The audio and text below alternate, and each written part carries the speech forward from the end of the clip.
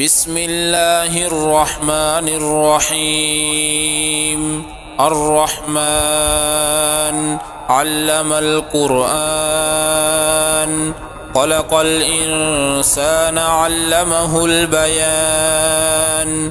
الشمس والقمر بحسبان، والنجم والشجر يسجدان.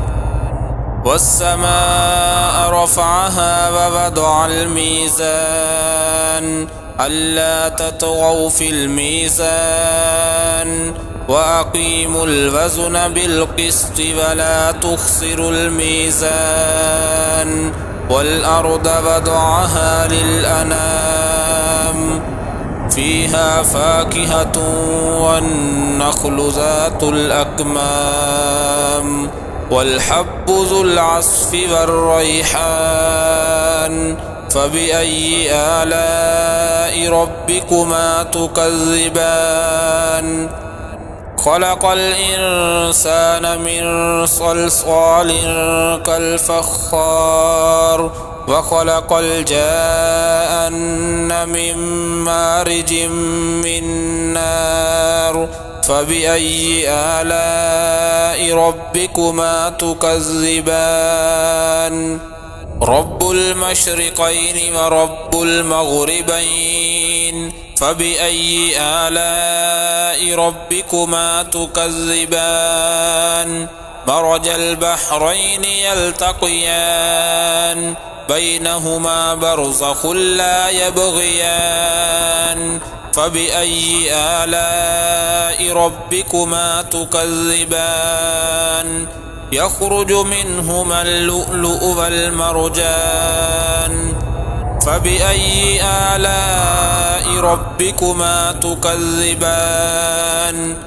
وله الجوار المنشآت في البحر كالأعلام. فبأي آلاء ربكما تكذبان؟ كل من عليها فان، ويبقى وجه ربك ذو الجلال والإكرام.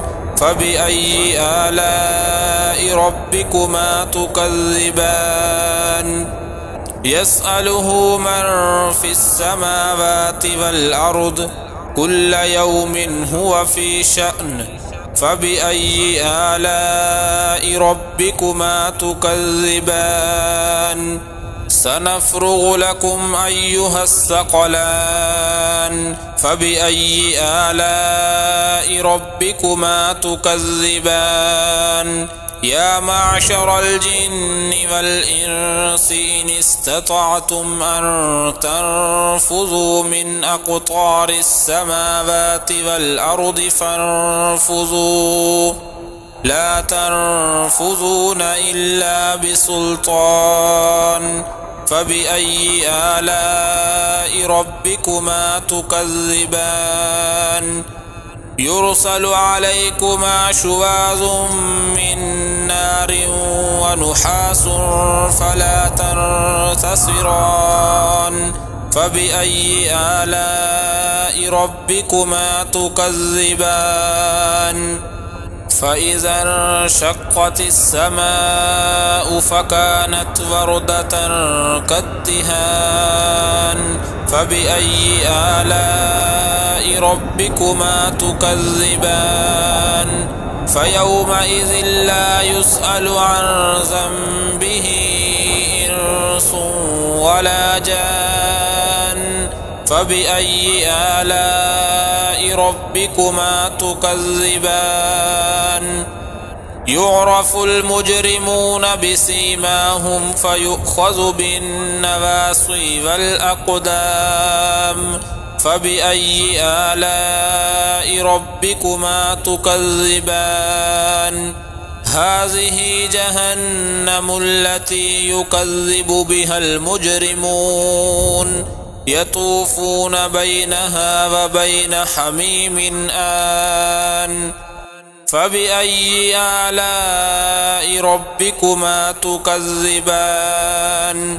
ولمن خاف مقام ربه جنتان، فبأي آلاء ربكما تكذبان ذواتا أفنان فبأي آلاء ربكما تكذبان فيهما عينان تجريان فبأي آلاء ربكما تكذبان فيهما من كل فاكهة زوجان فبأي آلاء ربكما تكذبان متكئين على فرش بطائنها من استبرق وجنى الجنتين دان فبأي آلاء ربكما تكذبان فيهن قاصرات الطرف لم يطمثهن إنس قبلهم ولا جان فبأي آلاء ربكما تكذبان كأنهن الياقوت والمرجان فبأي آلاء ربكما تكذبان هل جزاء الإحسان إلا الإحسان فبأي آلاء ربكما تكذبان ومن دونهما جنتان